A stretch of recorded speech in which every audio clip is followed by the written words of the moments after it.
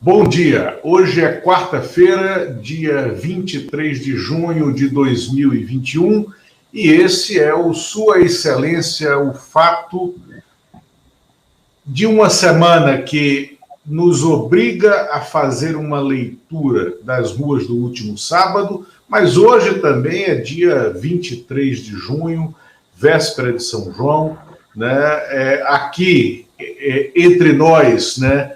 Nessa tela, há dois nordestinos, né? Eu e o ex-deputado Zé Genuíno, que nos dá a honra, mais uma vez, da sua presença aqui, e um mineiro, né? Lá da parte de Minas, que é da Sudene, né? Eumano Silva.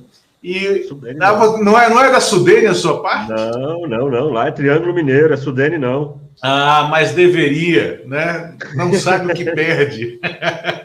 Bom dia, Genuíno. Bom dia, Eumano. Como estão? Tudo bem? Bom dia, Eumano. Bom dia, Luiz Costa Pinto. É sempre um prazer repetir, mais uma vez, com vocês esse diálogo. E certamente nós temos assuntos importantes sobre a conjuntura política que vem se desenvolvendo desde o dia 29 de maio, passando por 19, e as movimentações que ocorrem na cúpula, na superestrutura do poder, esta semana em Brasília. Pois é, Genuíno, quero começar já com isso. Nós já falamos aqui na segunda-feira, eu e o Eumano, fizemos uma avaliação do tamanho, da abrangência dos movimentos, né, que foram às ruas no último sábado.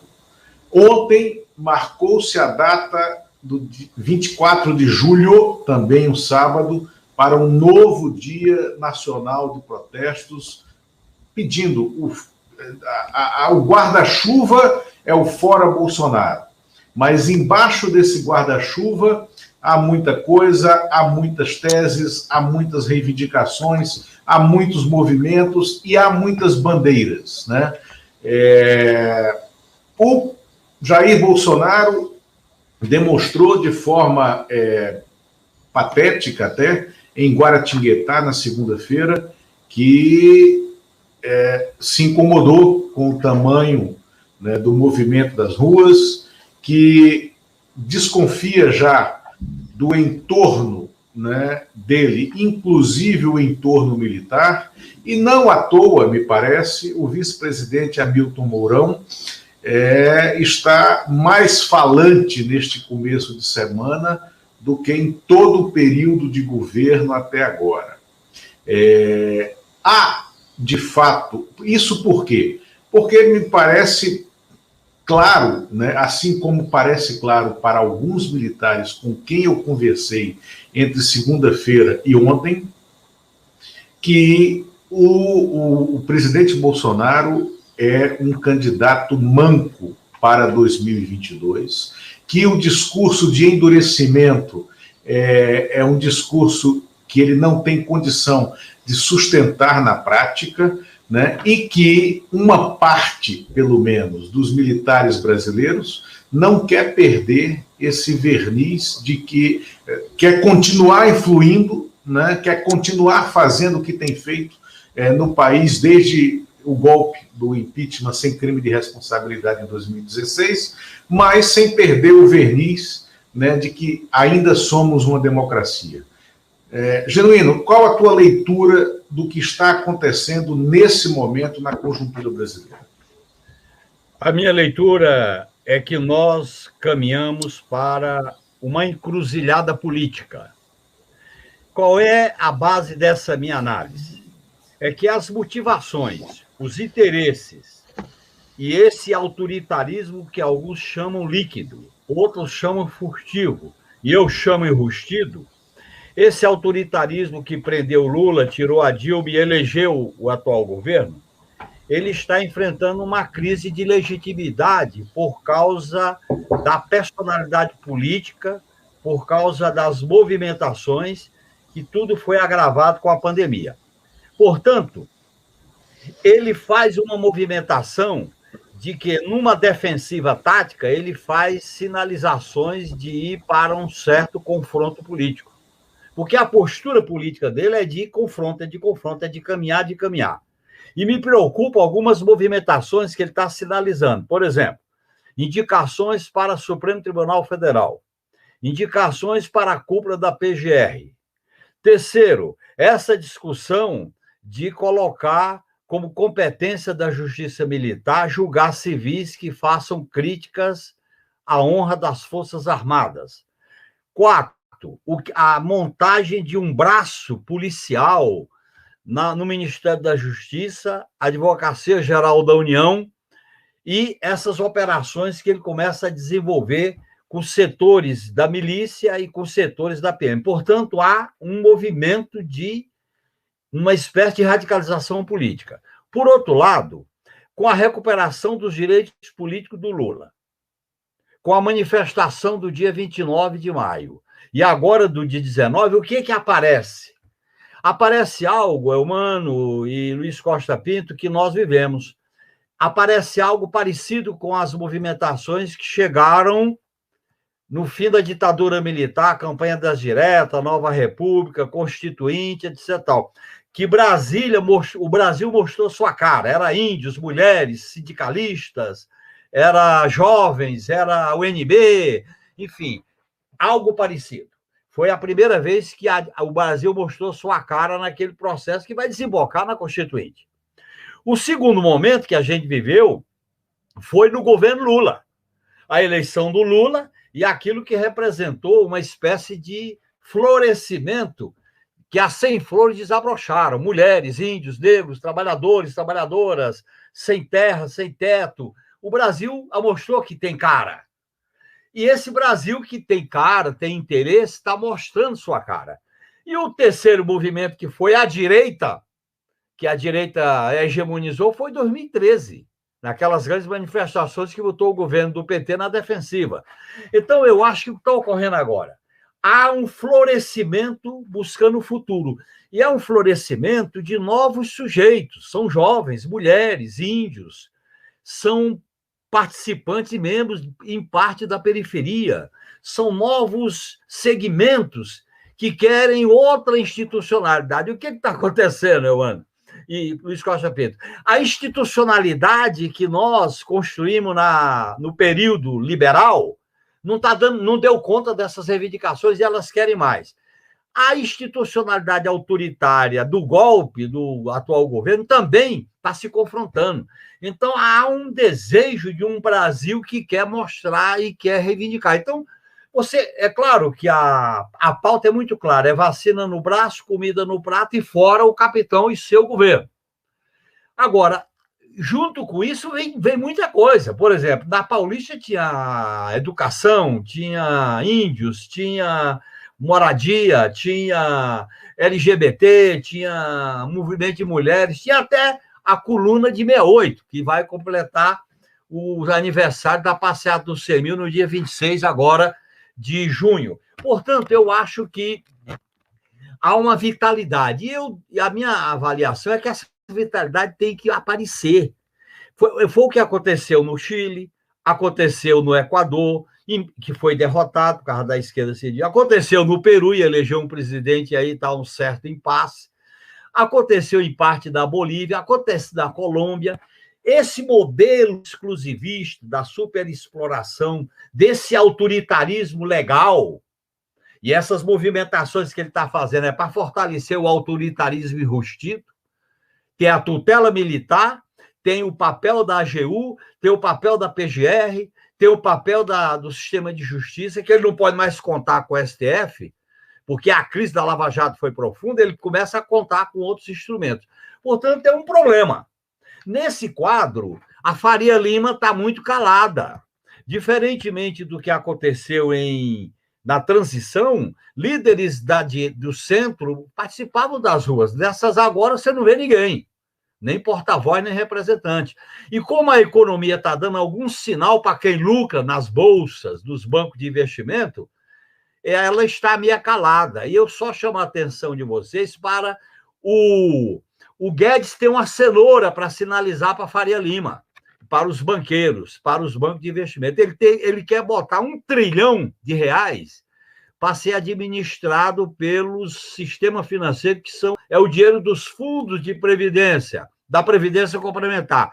Você sabe que esses fundos administram onde aplicar o dinheiro. Ele quer que isso seja decidido pelos bancos, seja os bancos de investimento, seja os bancos comerciais. Isso é uma cenoura.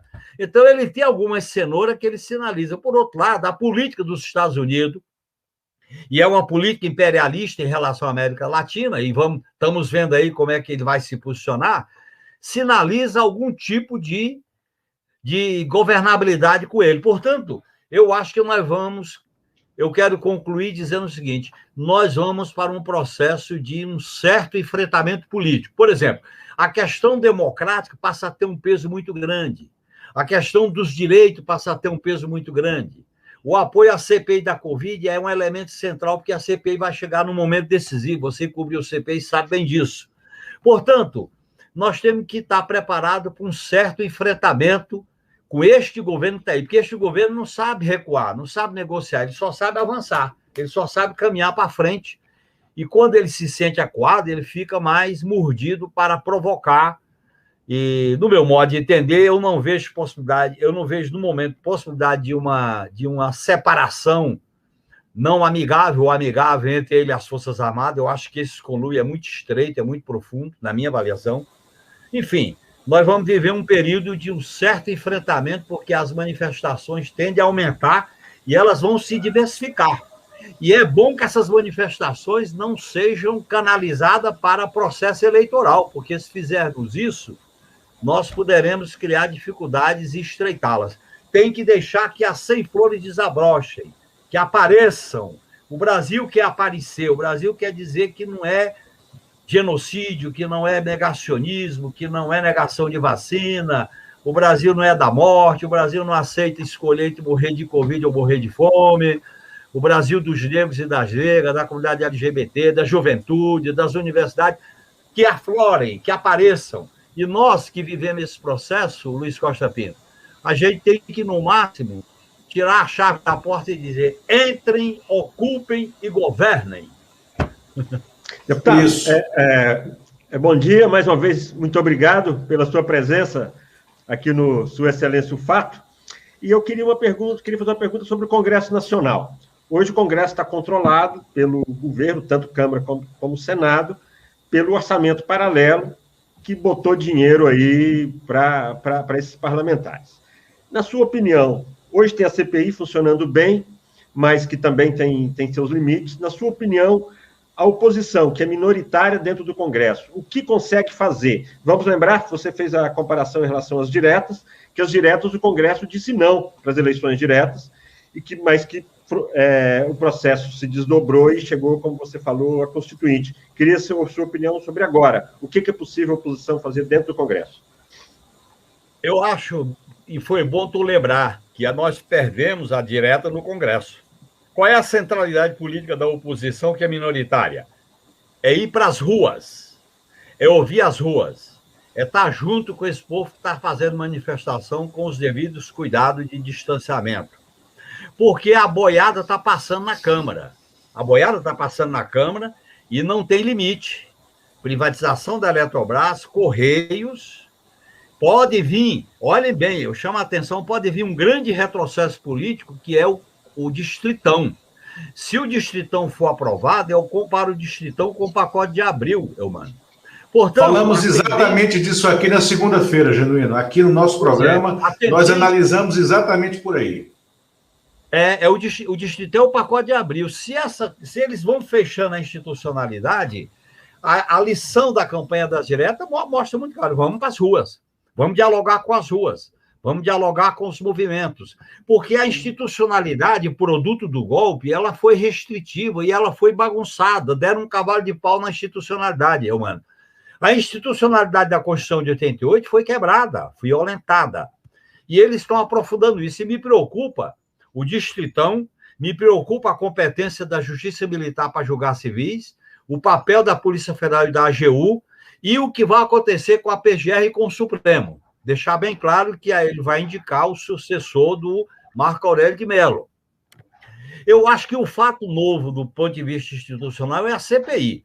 E eu acho que a CPI, caminha para um aprofundamento da crise, porque ela não pode recuar diante de 500 mil mortes diante do que está evidente do negacionismo, da não vacinação, da não prevenção, da não articulação, do não isolamento. Não tem como. Isso aí é um fato que mexe com toda a economia. Portanto, eu acho que essas crises na institucionalidade congressual têm que ser enfrentadas se nós dialogarmos, se a gente estabelecer uma ligação mais estreita com as ruas, dialogar. Por exemplo, o que aconteceu ontem com os índios? A oposição tinha que estar lá junto com os índios, dialogar. Nós fazíamos isso na época que as diretas foram derrotadas. Você se lembra que, na votação das diretas, com medida de emergência, os deputados estavam na rua conversando com as pessoas. Até o Nini, que era o Newton Cruz, administrava as medidas de emergência e nós enfrentamos. Eu era das pessoas, viu? Lamentavelmente, como? Eu era das pessoas. Os parlamentares estavam lá para conversar com as pessoas.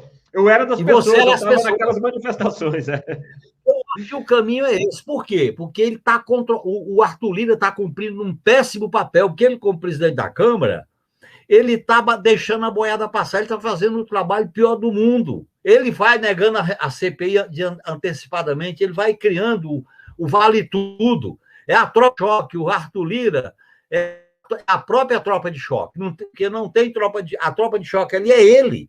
Quando o presidente da Câmara vira tropa de choque, não dá certo.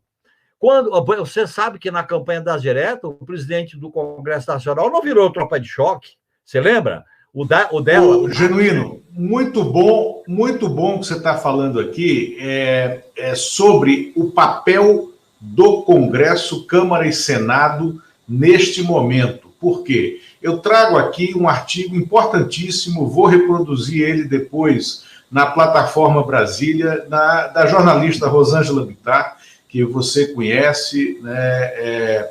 A Rosângela Bittar fala do suicídio anunciado, que é justamente o golpe prometido por Jair Bolsonaro ganhou o absurdo suporte da Câmara e do Senado. Então, ela alerta que para o fato de Arthur Lira, na Câmara, como se viu mais uma vez ontem, na verdade, o Arthur Lira ontem, ele, de uma maneira clamorosamente antidemocrática, ele se posicionou a favor da PM, que estava ali jogando bombas nos índios e que provocou, né, o recrudescimento do movimento, porque era um movimento pacífico, né, e depois ele falou o que é lógico que vai acontecer, que acontecerá racionamento de energia, que é mais uma ponta, né, a mostrar a incompetência administrativa desse governo, a incompetência para o planejamento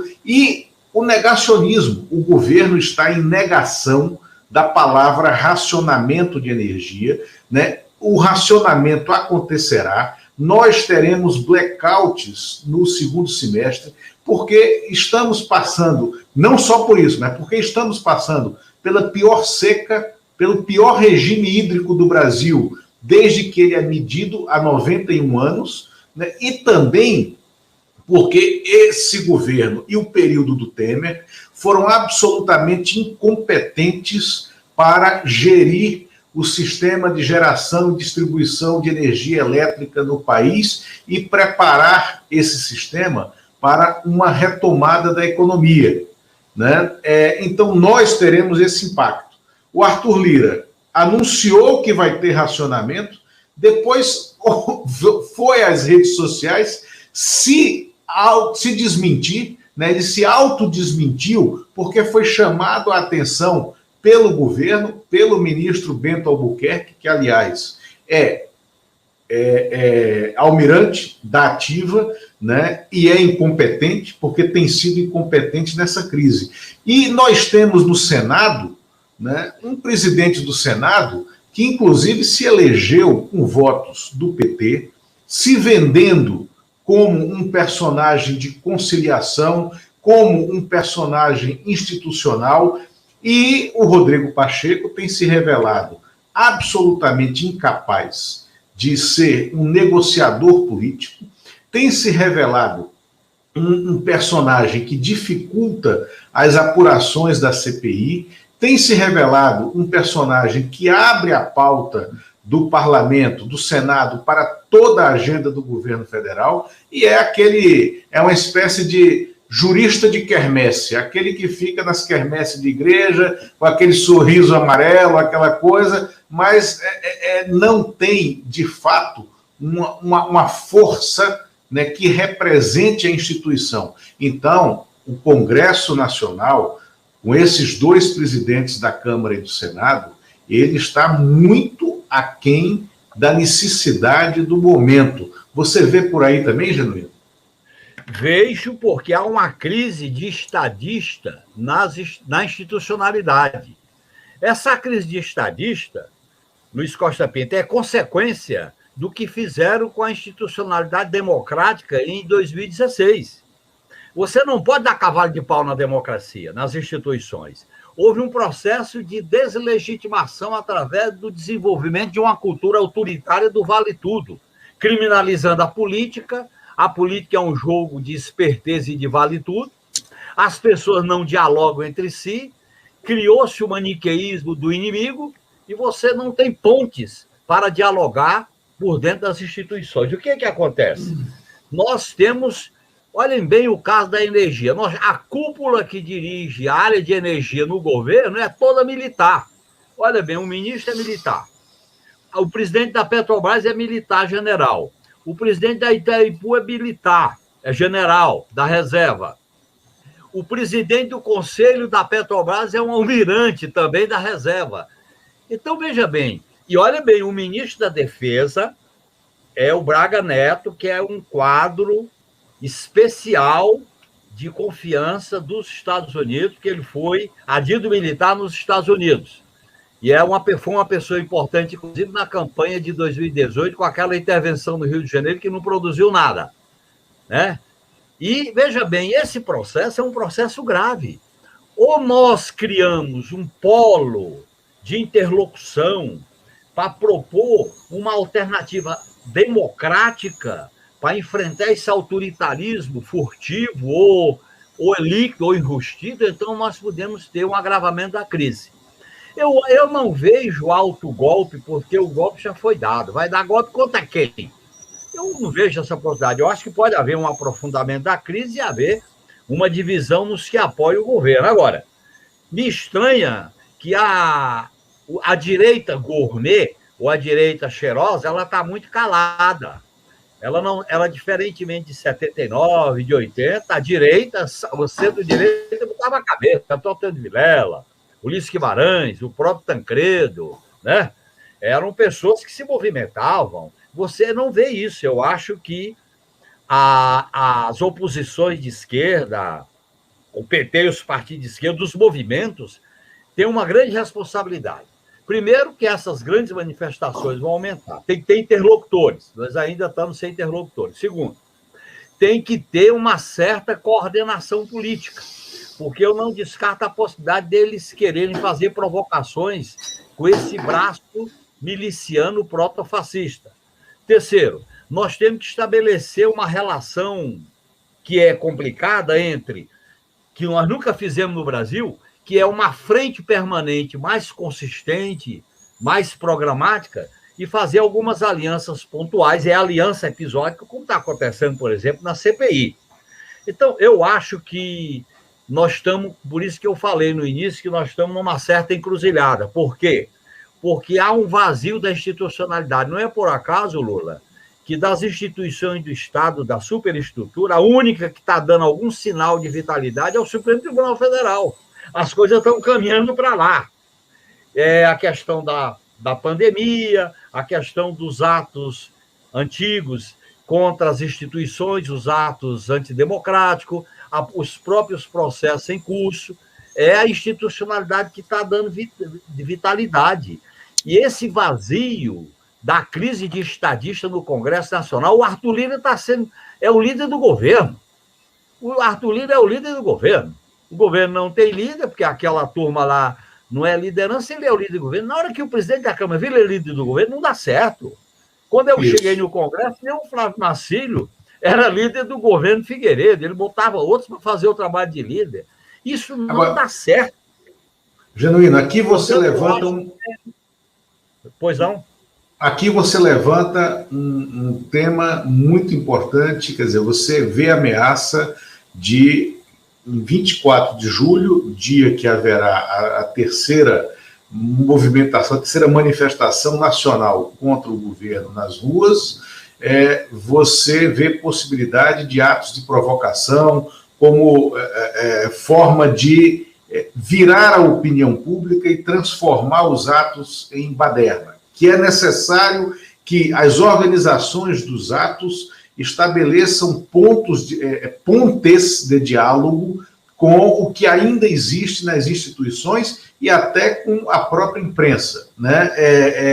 Para evitar essa leitura. Agora, sobre essa questão do Arthur Lira na Câmara, Genuíno, o Arthur Lira ele está cometendo atos de ousadia só vistos naquela presidência no período do Eduardo Cunha, que, aliás, foi o mentor dele, foi o criador dele. Arthur Lira é cria direta da forma Eduardo Cunha de tocar o parlamento e as coisas no parlamento, em todos os aspectos, inclusive nos avanços sobre o orçamento da União, sobre o Tesouro Nacional, sobre distribuição de cargos e sobre a conservação do poder dos seus aliados. Agora, a gente sabe que dentro da Câmara existe uma burocracia de Estado, existem técnicos, existem profissionais concursados, né, que muitas vezes reagem e resistem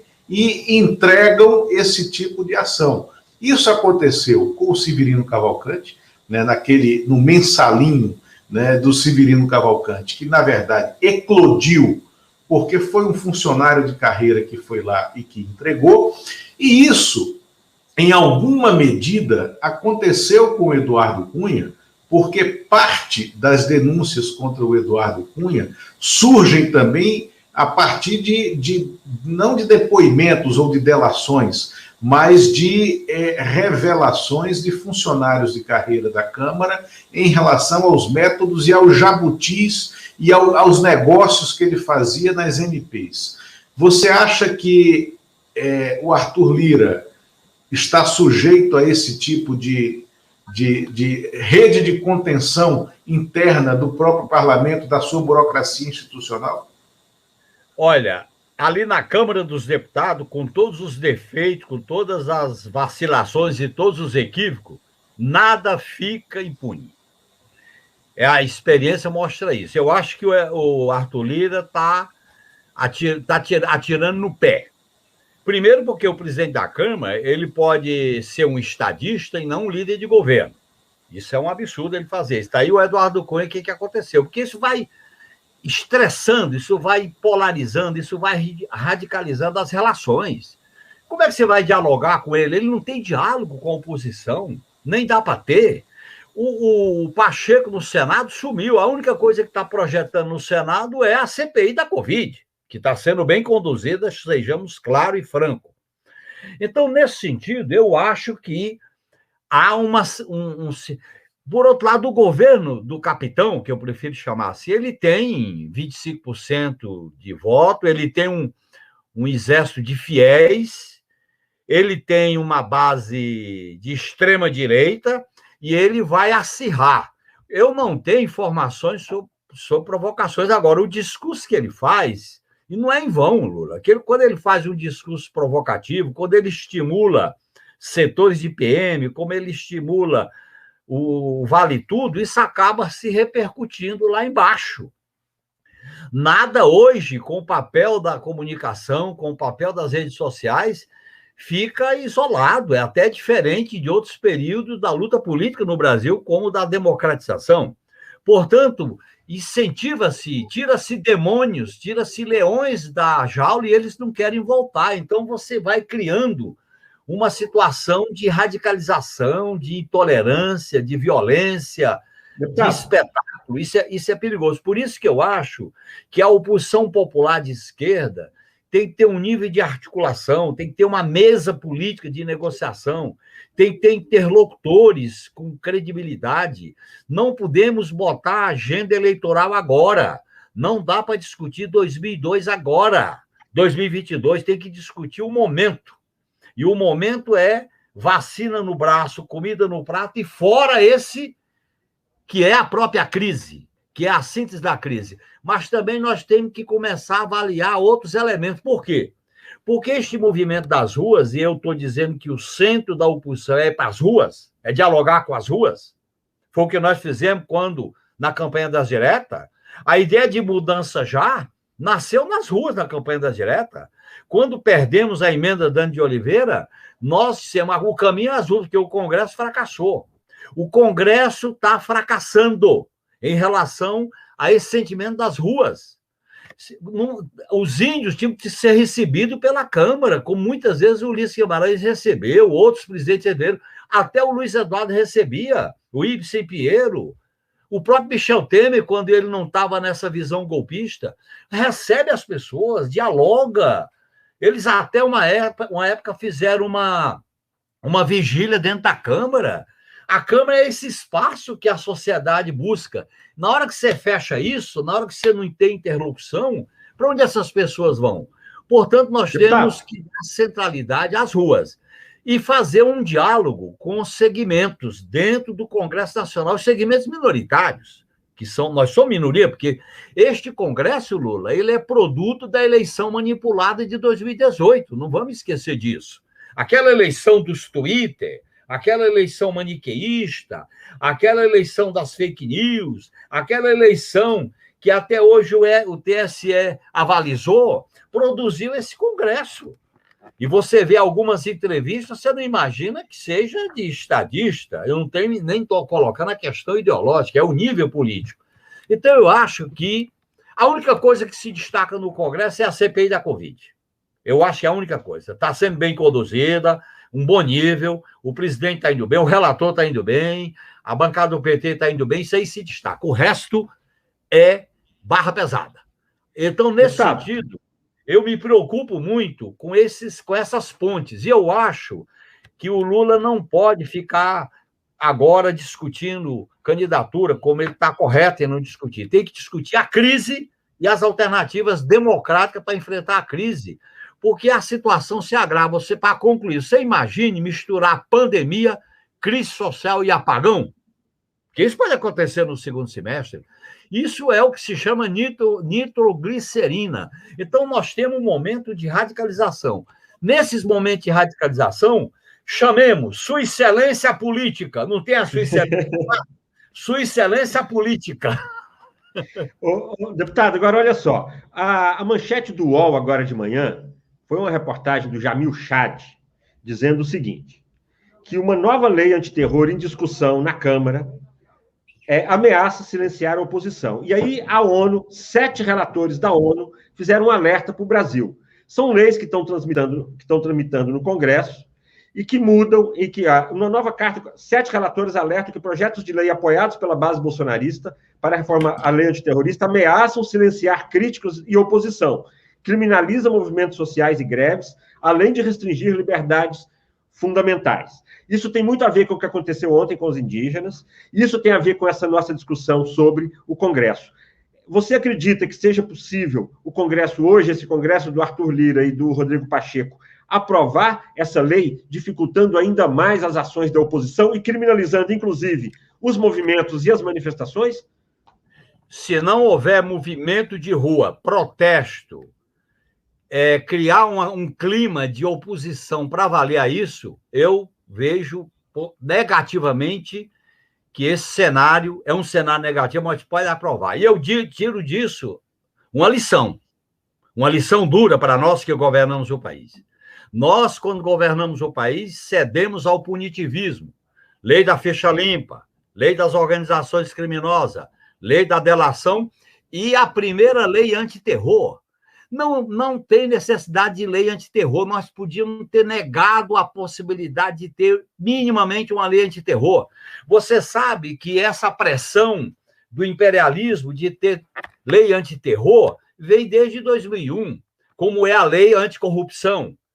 Então, essas coisas se misturam. Isso é realmente perigoso. Eu somaria isso com essa ideia de dar competência à Justiça Militar, as mexidas no Supremo e na PGR. eu acho que isso pode representar uma grande ameaça. Então, as bandeiras democráticas têm hoje uma centralidade política, e nós devemos colocar essa discussão. E, no meu modo de entender, eu acho que a nossa força é dialogar com esses protestos, com as ruas, com esses movimentos. Porque você pode ter um regime autoritário de maneira enrustida, de maneira legal. Aliás, o que sempre a classe dominante quis no Brasil, e principalmente os militares, é ter uma legalidade ditatorial. Não é ditadura, é lei.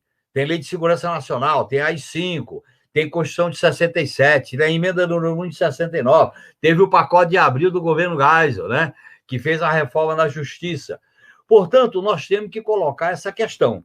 Eu acho que, além das palavras de ordem já colocadas, nós temos que colocar essas das liberdades democráticas e discutir, no meu modo de entender, na Frente Popular de Esquerda, que eu acho que é uma frente de partidos, de movimento e de personalidades, algumas pontes pontuais e episódicas. É claro que quem defende teto de gasto não dá para a gente fazer aliança.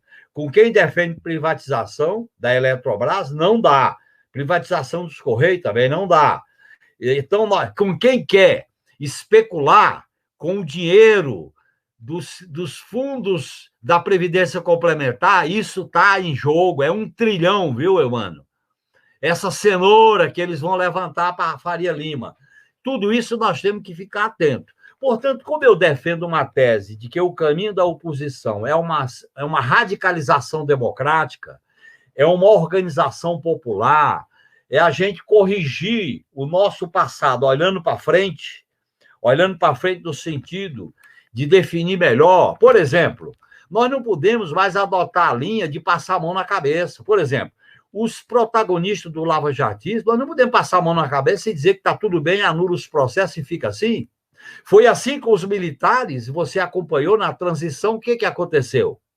Foi assim quando eles fizeram o lobby na Constituinte, vamos passar a mão na cabeça, olha o que aconteceu. Foi assim no nosso governo, eu faço essa autocrítica, passamos a mão na cabeça, olha o que aconteceu. Na demissão do Viegas, na demissão do Valdir Pires, não dá. Ou você faz um enfrentamento, ou o poder civil se impõe, ou você estabelece regras claras de como dirigir politicamente. Por exemplo, eu acho que está se criando as condições, mano, para a gente aprovar a quarentena. Por exemplo, quem exerce carreira de Estado, militar, procurador, juiz e delegado, ao sair da carreira de Estado para uma carreira política, tem que se afastar e ter um período de quarentena. Porque o cara prende, o cara mata, o cara investiga, o cara denuncia, e ele sai para a política e volta para a política, aí você tem uma democracia da casta, uma democracia tutelada. Não pode acontecer isso. Então, eu acho que nós temos uma agenda diversificada para enfrentar essa questão. Eu acho que é fundamental a unidade da oposição democrática e popular, é fundamental essa unidade, nós temos que fazer uma concertação à esquerda e alianças pontuais com o centro. Vamos ver se esse centro quer fazer uma espécie de autoavaliação da tragédia promovida por eles, pela mídia corporativa, vocês sabem disso. A Globo está começando a divulgar mais as coisas, bota notícia do Lula, mas ela incentivou esse autoritarismo, o maniqueísmo do lava-jatismo, o salve-se quem puder, a criminalização da política, essas carreiras de Estado dizendo o que bem entendia, porque hoje eles podem criar problemas para o Arthur Lira, mas eles criaram problemas para nós quando a gente governava, porque eles diziam, vocês que foram eleitos passam, nós ficamos. E a soberania popular, como é que fica? Como eu estou radicalmente comprometido com a soberania popular e defendo ela sem buscar qualquer resultado dela, eu acho que é fundamental a gente mudar o eixo da oposição. Para mim, o eixo é nas ruas, nos movimentos, dialogar com esses novos. Há uma coisa nova que me anima muito. Eu estava na Paulista com todas as precauções e vi jovens, mulheres, parte da periferia, a rebeldia aparecendo. Eu sou dessa geração da rebeldia, que a sem flores desabroche, é proibido proibir, vamos lá. Essa coisa feia da morte, do maniqueísmo, nós temos que dizer um basta. Apesar da nossa idade, a minha mais do que a de vocês, eu acho que nós temos que beber na ideia de que a política tem que romper com essas amarras, as amarras do medo, do preconceito, da mentira. Não tem limite para as coisas. Você viu ontem, eu fiquei vendo aquele negócio do Osmar Terra na CPI, eu disse, como é que pode? O cara não tem nem que ser Simancol, porque antes, Lula e Euano, as pessoas tinham Simancol, o Jabas Passarinho tinha Simancol, o Teotônio Vilela tinha Simancol, o Petrônio Portela tinha Simancol. Esses caras hoje não têm Simancol, inventam, mentem, é um descaso total por valores civilizatórios. Então eu digo para vocês, nós temos que beber energia no outro lugar. E para mim a energia que está brotando é essa das ruas. Agora, tem que se organizar, tem que politizar, tem que dar consistência, porque nós enfrentamos um governo, eu repito, que tem alguma força, é um aventureiro, vai para o vale tudo, compromete a institucionalidade, inclusive as Forças Armadas, ele pode comprometer as Forças Armadas. Aliás, a Maria Cristina Fernandes, do Valor Econômico, fez uma matéria brilhante, historiando os pronunciamentos de como ele casou com as Forças Armadas, com esse autoritarismo, com o marxismo cultural, com o politicamente correto e com a ideia da guerra interna.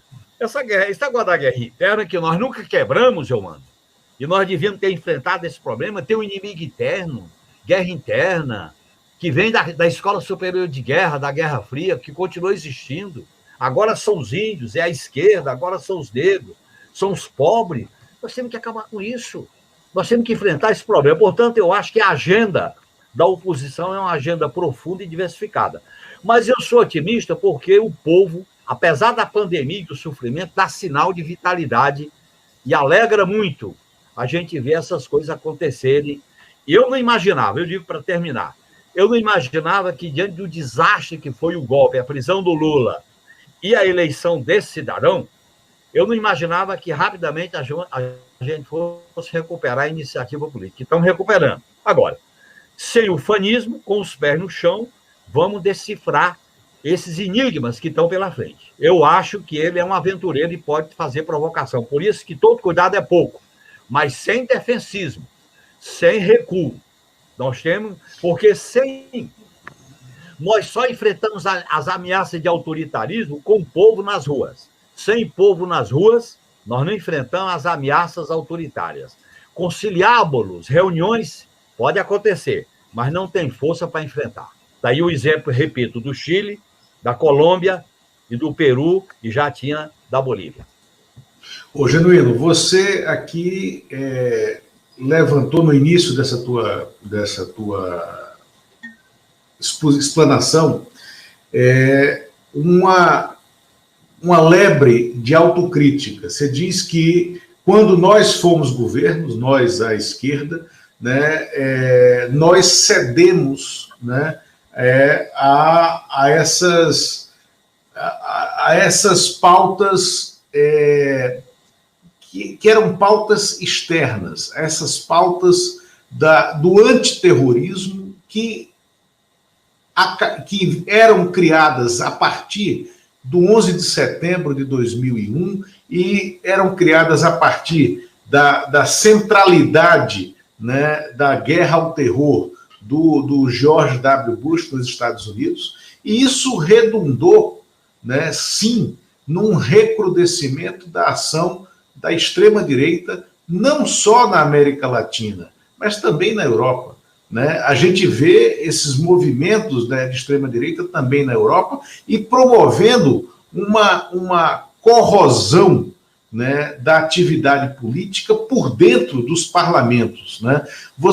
E aí é o que o Eumano trouxe do alerta que o Jamil Chad, na manchete do UOL, agora de manhã, traz, refletindo o que está em discussão na ONU. Né? Então, você acha que a esquerda precisa fazer esse meia-culpa, né? Admitir que ela foi ingênua quando exerceu o poder, ao permitir a entrada dessa pauta, que não era a nossa pauta brasileira, que não era a nossa pauta social brasileira, né? E ficar mais arisca com esses movimentos externos, né? É isso que você está falando, ou seja, e há pontes de diálogo, né, entre a esquerda e esses movimentos sociais para que isso seja barrado nesse momento? É isso e mais do que isso, Lula. Eu sou muito franco. Ficha limpa, a lei das drogas, a lei da delação premiada, a lei antiterror, que foi nas vésperas da preparação da Copa e da Olimpíada, foram concessões inaceitáveis. Porque o Império produziu 3 guerras. A guerra das drogas. Nós tivemos no governo FHC os grandes convênios da DEA com a Polícia Federal, inclusive a introdução na Polícia Federal e no Ministério Público daquele sistema de investigação e de gravação, né? Os guardiões. O guardião, isso. Depois veio a guerra antiterror, que era necessária uma legislação. Essa legislação era exatamente o direito penal aberto. Todo direito penal aberto dá uma margem de interpretação do juiz e do tribunal. E aí vem a terceira guerra, que é a lei da guerra contra a corrupção, que o Biden tem falado nela, a OCDE tem falado nela, que é um outro tipo de guerra, é uma guerra híbrida. Em vez de você matar e trazer os corpos nos sacos pretos e botar helicóptero, você mata a reputação, você cria o medo, você cria a eliminação de movimentos. Eu acho que nós tratamos mal essas questões. Por exemplo, nós não podíamos ter deixado de enfrentar a tutela militar. Nós não enfrentamos a tutela militar. Nós nos baixamos a cabeça para o sistema de justiça com a visão punitivista. O punitivismo não resolve a política é resolvida pelo povo nas ruas. O que é a política? É a liberdade para os sujeitos se manifestarem, sem considerar inimigos e sem adversários. E nós não fizemos uma mudança nas estruturas do Estado. Existe uma lei. Quando você chega ao governo e não muda minimamente as estruturas do Estado, você vira refém ou vai ser derrubado. Nós fomos derrubados. Tá certo? Então, eu acho que essa lição é dura. Essa lição, eu não estou fazendo meia-culpa, eu estou fazendo uma autoavaliação, porque, para mim, a memória é subversiva e revolucionária, porque ela ilumina o presente e o futuro. O que nós temos que dizer? Vamos ser claros. Nós queremos voltar a governar o país. Para governar o país, nós temos que quebrar ovos para fazer omelete. Algumas coisas temos que desmontar o desmonte. Nós temos que dizer isso claramente. Por exemplo, a oligarquia financeira não pode continuar mandando na economia como está mandando. Nós não podemos dizer que as regras para as indicações podem continuar as mesmas. Não pode. Nós temos que mudar. Hoje, Lula, o sistema financeiro, através desses bancos de investimento, atuam via as agências de governo. É um absurdo manter o Banco Central independente, quer dizer, a gente vai governar e o Banco Central independente? Não dá. Então, eu estou só falando para você que a esquerda, ela achou que a ordem constitucional de 88 era suficiente. O PT esqueceu que quando ele votou, quando ele assinou a Constituição, ele fez uma declaração de voto, parecia uma adivinhação, Lula. A gente criticou 5 coisas: a tutela das Forças Armadas, o sistema de justiça, a questão da comunicação, a questão da reforma agrária e a tortura não ser considerada crime imprescritível. Você viu agora uma decisão do juiz aqui de São Paulo, a primeira condenação criminal de um policial da época da ditadura. Agora, essa coisa vai transitar, eu não tenho a mesma confiança na instância superior. Então, nesse sentido, a democracia brasileira não fez uma reforma no Estado. E eu acho que o que está em jogo é que o atual governo radicaliza pela direita os aspectos conservadores e autoritários do Estado. Nesse sentido, nós temos que colocar essa questão como uma experiência vivida, porque nós governamos durante 13 anos. E, ao governar durante 13 anos, a gente não tratou as questões de Estado. Por exemplo, Lula, o parlamento, nós não fizemos as reformas que deviam fazer no parlamento. A relação entre os poderes, nós não fizemos reforma. Eu vou te dar um exemplo. No artigo 49 da competência do Senado Federal, tem um inciso lá que diz: Uma lei considerada inconstitucional, quem proclama a inconstitucionalidade dela é o Senado Federal, não é o ministro Supremo. Isso nunca foi usado. Então, nós temos essa acomodação, esse deixa para lá, esse passar a mão na cabeça, vamos que vamos. Aquilo que o Mourão falou, não, ele defendia a punição do Pazuello. Página virada, o baile continua. Não dá para ser isso. Quer dizer, é errado, mas o baile continua. É errado, mas a vida continua. Isso dá em quê? Dá, a gente sabe aonde. Então, eu acho que são coisas importantes que a gente tem que discutir. Por quê? O direito penal brasileiro bebeu no direito penal americano. É interessante observar. Nós fizemos uma política externa sul-sul, mas a política criminal era norte-sul, porque o direito penal que influenciou os tribunais veio do direito penal americano. O direito penal do inimigo, o direito penal do espetáculo, o direito penal da supremacia dos tribunais superiores. É isso que aconteceu no Brasil. E nós temos que fazer uma discussão séria sobre isso. O que aconteceu com a Lava Jato, o que aconteceu no Rio de Janeiro e Curitiba, Lula e Eumano, é mais ou menos o que acontece com a população pobre. Condução coercitiva, a quantidade de preço sem condenação, o que tem por aí não é brincadeira. Agora, com os pobres e os negros e as negras, aquilo ia se passando a mão na cabeça. Quando chegou nos representantes do poder, aí deu a repercussão. Então, o sistema de justiça está, vamos dizer assim, escancarado. Nós temos que voltar a discutir essas questões. Então, eu acho que as reformas que eu defendo no Brasil são reformas profundas. E eu estou politizando essa discussão, por quê? Porque o atual governo radicaliza, pelo autoritarismo, todos os males da tradição do Estado brasileiro. Eu costumo dizer o seguinte, desde o período colonial, passando pelo Império, pela República Velha e o período autoritário, isso está condensado numa espécie de resgate do passado. O passado está sendo resgatado e atualizado. E você tem uma classe dominante servil, canalha, que só quer o lucro imediato, não tem um projeto de país, um projeto de futuro. Ela só quer o emergencial. E a esquerda não pode ficar só no emergencial. Não adianta a gente ficar só no emergencial. Nós temos que ter o emergencial e o futuro, senão a gente se perde. Muitas vezes, vocês me conhecem, eu trabalhei muito no Congresso, eu ficava muito no emergencial, eu ficava muito no imediato, era eficiente. E o futuro? E para onde nós vamos? Onde nós caminhamos? Este Brasil está vivendo, portanto, nós estamos vivendo gargalos desse processo de democratização que sempre foi tutelada, sempre foi por cima, sempre foi sem o povo. Eu quero que o povo seja protagonista. E se esse povo não for protagonista, ele vai se afastar.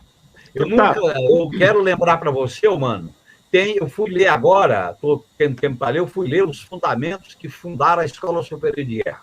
E tem uma defesa do Golbery, que não era militar fascista, ele diz, o povo não é sujeito porque o povo brasileiro é fraco, o sujeito é o poder do Estado. Esta visão preconceituosa em relação ao povo. É índio, negro, ibérico, é segunda categoria. Nós temos que resgatar o povo como protagonista, como sujeito. Portanto, nós, quando governamos, nós devíamos ter sido mais ousados nessas pautas e nessas reivindicações. Deputado, eu vou ter de deixá-los daqui a pouquinho, vou para a TV Democracia, mas antes eu queria fazer um registro. Você citou aí nessa última sua resposta a condenação do Carlos, você não chegou a citar, mas só para registrar, é a condenação do Carlos Alberto Augusto, conhecido como Carlinhos Metralha, e ele foi condenado pelo juiz Silvio César Aruc, que é MAC, da 9ª Vara Criminal Federal de São Paulo, pelo sequestro do oposicionista Edgar Aquino Duarte. Você sabe que eu sou testemunha desse processo? Sim, por isso que eu queria falar com você. Você conheceu ele na cadeia, se não me engano, né? Eu vou ter que sair daqui a pouquinho. Eu queria que você pudesse um pouquinho falar disso para a gente, por favor. Olha, eu estava no fundão do DOPS, no início de 73, numa solitária, e ele chegou e foi colocado numa outra solitária, Aí a gente se identificou, assobia na Internacional e estabelecemos vários contatos. Disseram que ele ia ser solto, ele pediu a segurança, que era um sócio dele, que era corretor da Bolsa de Valores. O Fleury disse que ele estava proibido de procurar a família, Dom Paulo, o advogado. Ele disse, então vão me matar. E nós ficamos a noite inteira de vigília. Quando eu saí, quando quebraram minha incomunicabilidade, a Rosa Cardoso, que era minha advogada, transcreveu o meu depoimento na Justiça Militar, que era uma prova de que eu tinha convivido com ele no fundão do DOPS, em 73. Portanto, foi a última pessoa que viu ele no fundão do DOPS. Eu acho que é uma vitória importante, porque como você trabalha com essa questão de maneira corajosa, Eumano, a memória não é para se adorar como um objeto fixo na parede. A memória é presente. Tem lições, tem pessoas, tem vidas, tem famílias. É interessante a gente discutir essa questão, porque sempre no Brasil adotou-se a ideia de passar a mão. O próprio Rui Barbosa dizia, vamos queimar os arquivos do Quilombo, porque pega mal a história do Brasil. O Brasil não pode ter vergonha do seu passado, não pode ter medo da sua história. Temos que discutir essas coisas de maneira transparente. Então, eu sou testemunha desse processo, como vários outros companheiros, sobre o desaparecimento do Edgar aqui no Duarte. Vou me despedir, então. Obrigado, Genuíno, mais uma vez. Por favor, apareça outras vezes. É sempre muito bom você estar aqui com a gente. Você, humano, e eu, junto com o Luiz Costa Pinto, me estimula a falar, a pensar e a ser ousado. Que coisa boa. Mas, Genuíno, segura aí. O Eumano que vai sair, ele que tem compromisso. Vamos só encerrar aqui, porque a conversa está profunda, importante e relevante. Né? Eumano, até logo. Um abraço. Um abraço, pessoal. Obrigado. Valeu, mano. Genuíno, você falou aí que a memória não pode ser apenas um pedaço de papel na parede. Ela tem que ser ativa, tem que ser reativar. Em outras palavras, ela tem que servir para transformações, né? E a gente precisa aprender, né, com esses golpes que a gente sofreu, né? A nossa geração, a sua, há mais tempo que a minha, porque você foi para a guerrilha lutar contra a ditadura no final dos anos 60, você foi preso pela ditadura, por esses militares facínoras, né? Você sofreu dos porões da ditadura, você resistiu em nome da reconstrução democrática brasileira que nós vivemos. Aí sim, a minha geração se junta, e a gente assiste hoje a isso que você falou aqui, a quebra da institucionalidade que foi construída, né, a duras penas, a partir do movimento das diretas já, movimento que não conseguiu restaurar a eleição direta em 84, como em 1984, como pretendia, mas que conseguiu sim fazer com que as pautas das ruas, as pautas dos movimentos sociais, que era a mudança já, o Muda Brasil, o Muda já, né, e muda de qualquer jeito, porque tem que mudar, fosse ouvido, e fosse ouvido por isso que você chama de direita gourmet, né, de direita liberal e democrática, que apresentou, então, o nome do Tancredo, né, a chapa Tancredo-Sarney, que era uma chapa possível naquele momento para fazer a transição. Ali a gente faz a transição, ela desemboca naquele período glorioso do Brasil, que vai de 1994, com a eleição livre, independente do Fernando Henrique, com a aceitação da derrota pelo PT, pelo Lula, vitória do Fernando Henrique ainda no primeiro turno, mesmo que se diga, foi o Plano Real quem o elegeu, mas estava tudo dentro do jogo institucional, né? E o jogo que o PT soube jogar em 98, com a reeleição do Fernando Henrique, mesmo que se diga, foi estelionato eleitoral, porque ele escondeu a desvalorização do real, ele manteve o real artificialmente valorizado para não fazer o que teve que fazer durante a campanha, não fazer o que teve que fazer em janeiro de 99, que foi promover uma máxima desvalorização do real, que levou a uma alta do desemprego. Ainda assim, o PT aceitou aquela derrota, mesmo dizendo que era estelionato eleitoral. Depois o PT vai para a candidatura do Lula de novo em 2002, vence, elege, reage à urdidura, porque foi uma urdidura, uma construção já dessa tentativa de reação contra vocês, que foi a denúncia do Mensalão, que era artificial, né? O Lula vence a eleição de 2006, o Lula elege, vence, né? O PT vence a eleição de 2010, né? E aí se dá o desmonte disso a partir de 2014. Então, Genuíno, você acha que a gente precisa voltar a colocar, vocalizar, ter a rua, abrir os ouvidos, estar alerta, porque nós temos que colocar a pauta das ruas, neste momento, no centro do debate político. É isso? É isso, e eu quero, fazendo uma leitura dos fatos que você colocou, o PT, quando nasceu e participou da campanha, da primeira eleição, quando eu fui eleito e da Constituinte, o PT, ele participava do jogo, mas ele dizia e tinha posição. Inclusive, nós não fomos ao colégio eleitoral, perdendo 3 deputados, ficamos só com 5. E foi correto, porque aquela transição pactuada por cima, que foi uma transição política, pelo alto, o PT foi a ala esquerda dela e o PT agiu correto. Nós equilibramos marcar a posição, ter identidade e, ao mesmo tempo, fazer as chamadas alianças episódicas e pontuais. Nesse sentido, o PT foi acumulando forças e experiência em 89, depois na eleição de 94, na Constituinte, depois no enfrentamento do governo FHC, mas os enfrentamentos, Lula, eles se davam no campo da política. Eles se davam no campo da disputa de projeto. O Fernando Henrique Cardoso tinha um projeto neoliberal, tinha um projeto econômico, e nós enfrentávamos, mas o enfrentamento se dá em projetos e não como acontece hoje. Acontece hoje que eles levam o enfrentamento com o maniqueísmo da guerra, do preconceito, da violência, do vale tudo. Esse é o risco que nós estamos caminhando. Por exemplo, eu estou aqui em mãos com o discurso de improviso que o Ulisses Guimarães fez quando ele promulgou a Constituição. Ele diz: a Constituição nasce do parto de profunda crise que abala as instituições e convulsiona a sociedade.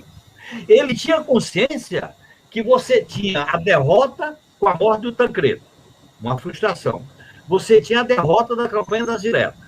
E você tinha a derrota do Plano Cruzado. 3 derrotas não é brincadeira. Aí o que ele coloca?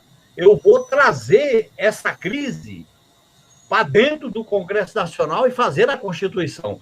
A direita dizia, essa Constituição vai botar ingovernabilidade.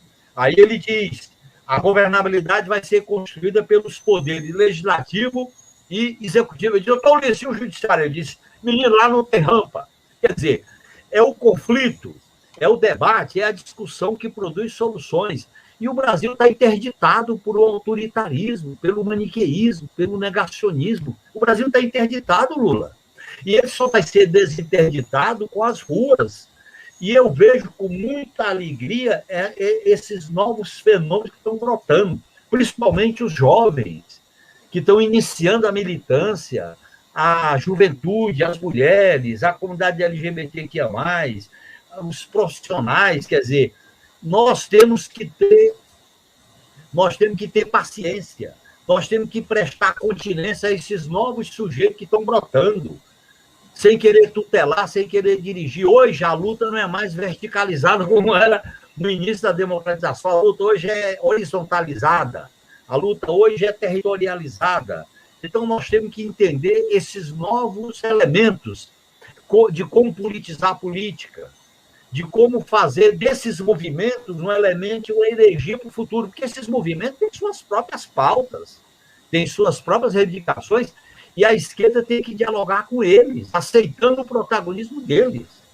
Não vamos ter medo da liberdade, quanto mais melhor. Eu acho que é esse país, não é por acaso, Lula, que eu fico até emocionado de fazer o que esses caras fizeram com a gente na ação penal, na prisão do Lula, na destituição da Dilma, no lava-jatismo, e ver que se brota que o novo não quer morrer, e o passado quer matar o novo, mas o novo bota a cabeça para fora, ver aquelas manifestações de alegria, de abraço, mesmo as pessoas não podendo se cumprimentar, mas você via no olho, pessoas que choravam com a máscara, porque nunca tinha visto aquilo. É uma coisa fantástica da política. A política é que produz esses milagres. Não é o negacionismo, não é a mentira. O milagre é produzido por homens e mulheres que têm desejo, que têm afeto. Nós temos que recuperar a ideia dos afetos, da subjetividade, das vontades coletivas. Nesse sentido, eu sou otimista com esse momento. Nós estamos vivendo uma nova época histórica. Essa nova época não é a que a gente viveu quando promulgamos a Constituição, nem quando governamos o país. É uma outra época. E nós temos essa nova época que está brotando em vários lugares do mundo. Está brotando. Tem a extrema-direita, mas tem também movimento. Por exemplo, será que o Biden seria eleito sem aquele movimento antirracista nas ruas dos Estados Unidos? O carro da morte do George Floyd? Será? Uhum. E o que está acontecendo agora, quer dizer, a Espanha resolve, mesmo limitadamente, dialogar com Barcelona. Quer dizer, a política não pode ser essa guerra permanente.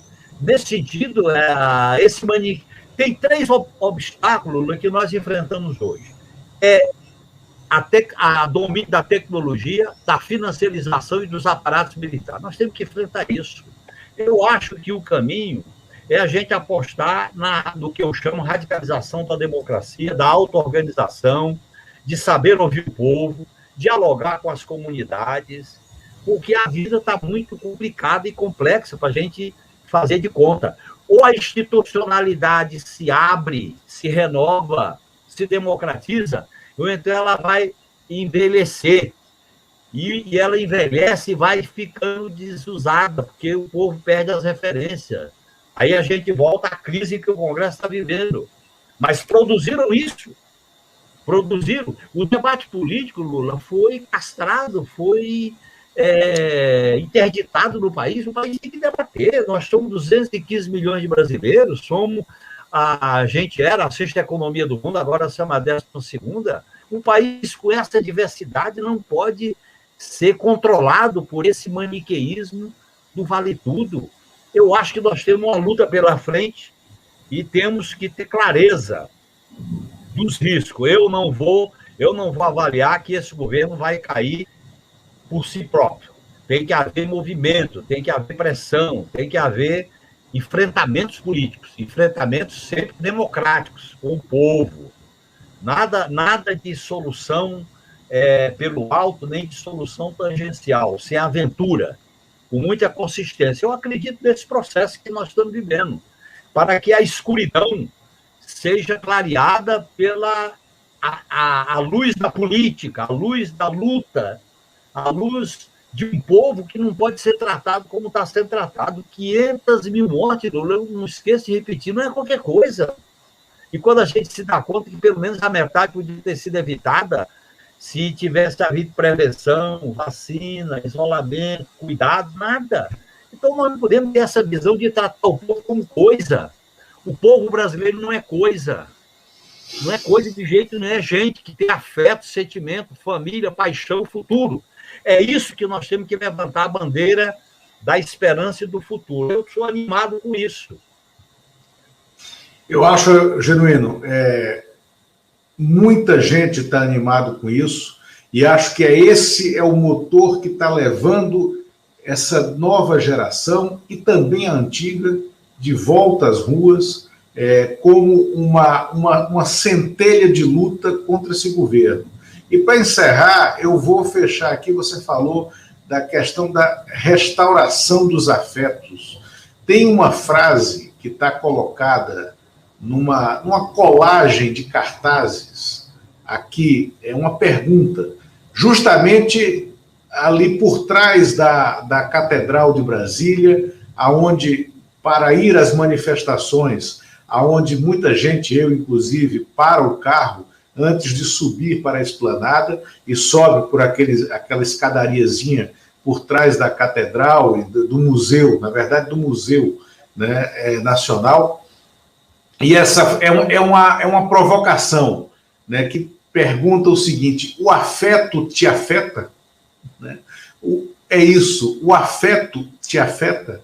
Né? Porque a gente tem que recuperar, isso é talvez a recuperação dos afetos, da importância, né, de se importar com o outro, né, seja um dos motores que não só tem nos levado às ruas, mas tem que nos conservar nas ruas, nos conservar na luta política.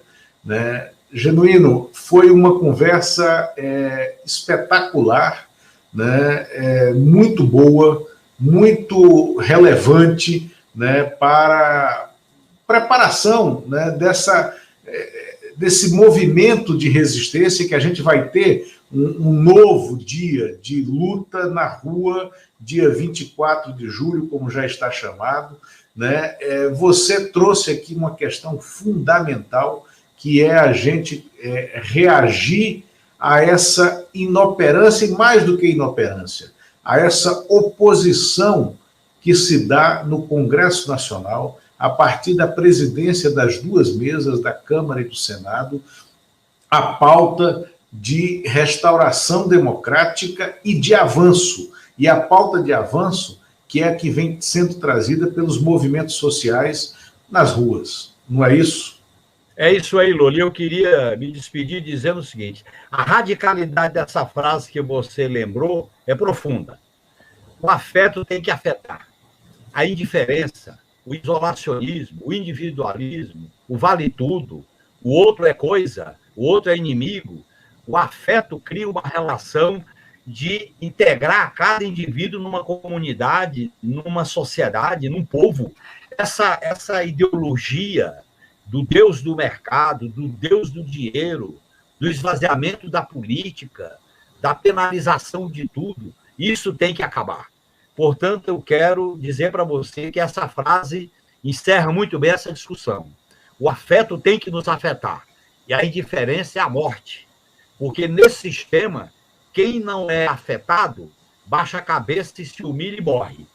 Quem luta e se afeta, tem a dignidade, a esperança e o risco de viver com dignidade. É disso que se trata, e nós temos que recolocar novos paradigmas para a própria esquerda, para o PT, de como enfrentar esta encruzilhada e essa situação difícil.